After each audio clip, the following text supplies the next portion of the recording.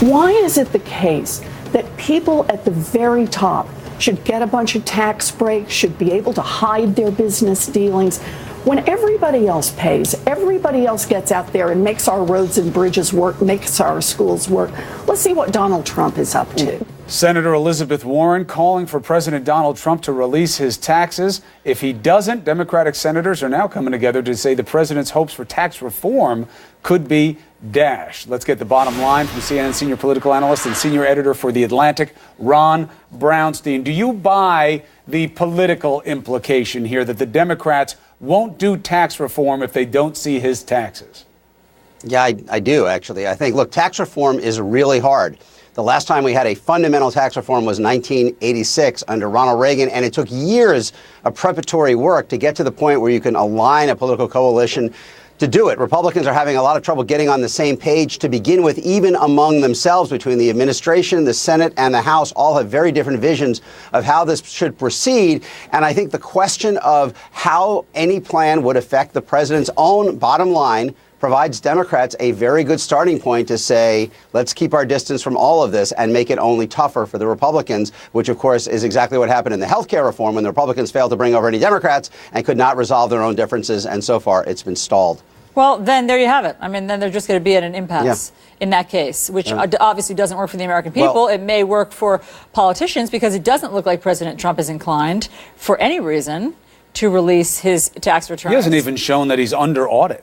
You know, you get these letters from the IRS. And he has a letter from his attorney that he relies on. Right, but that's not from the IRS. Absolutely. And the IRS says, you know, we don't do that. So so if President Trump isn't going to do it, and the Democrats aren't going to work with him unless he does it, then where does that leave this agenda? Well, in theory, Republicans do control both chambers of Congress, and through the reconciliation process, it's known as reconciliation in the Senate, they can pass tax reform with a simple majority. So they, in theory, can do this without any Democratic support. The problem is, as you saw in health care, is that once you basically move in a direction that denies you any Democratic votes, you essentially give every faction in the Republican caucus a veto over what happens, both the moderates and the hard right conservatives, and the same kind of dynamic is already developing on tax reform, where they have some very big issues. Is it going to be revenue neutral, as Paul Ryan said, or is it going to be a net tax cut at a time when the deficit is very large? Is it really going to avoid any net tax cut for people at the top, as the Treasury Secretary has promised? I think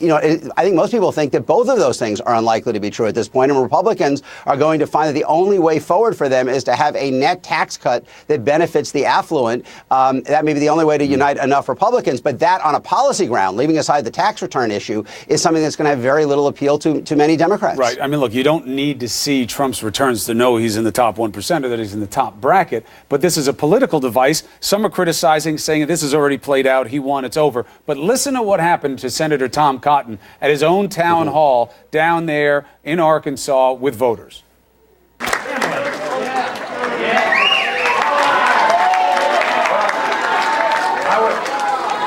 As far as I'm aware, the president says he's still under audit. And he said he's going to release it.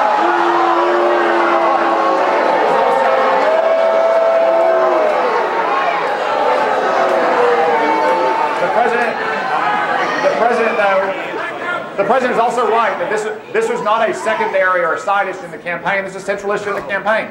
Hillary Clinton and her campaign repeatedly criticized President Trump for this. And he won despite all that. And as far as your points about his relationships overseas, I would just make two replies.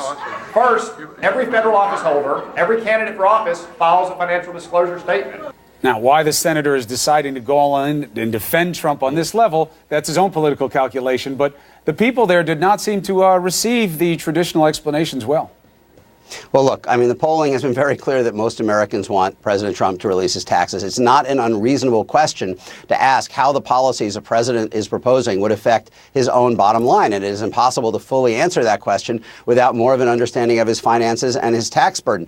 It is also not unreasonable that was not the prime concern for voters in the election. I mean, it is a binary choice between two candidates. Lots of factors go into that. And to kind of retroactively say that I won, therefore therefore everything I propose or everything I stand for is endorsed by the American people is just kind of a way over misreading of what is in fact the way people make decisions. But I mean, very quickly, Ron, do you think that we've had so many guests on and analysts this morning who say, you know, it's not really going to affect his approval ratings. People knew who Donald Trump was, and it's sort of interesting to talk about transparency, but it's not going to really have any, you know, there. But do you agree with that? No, I don't agree. I mean, I think, look, his approval rating is significantly lower than any newly inaugurated president in American history. And as I've said to you before, I think that is rooted at this point more in doubts about his behavior, temperament, and qualifications than his policies. And transparency and all the questions about his business are part of that equation.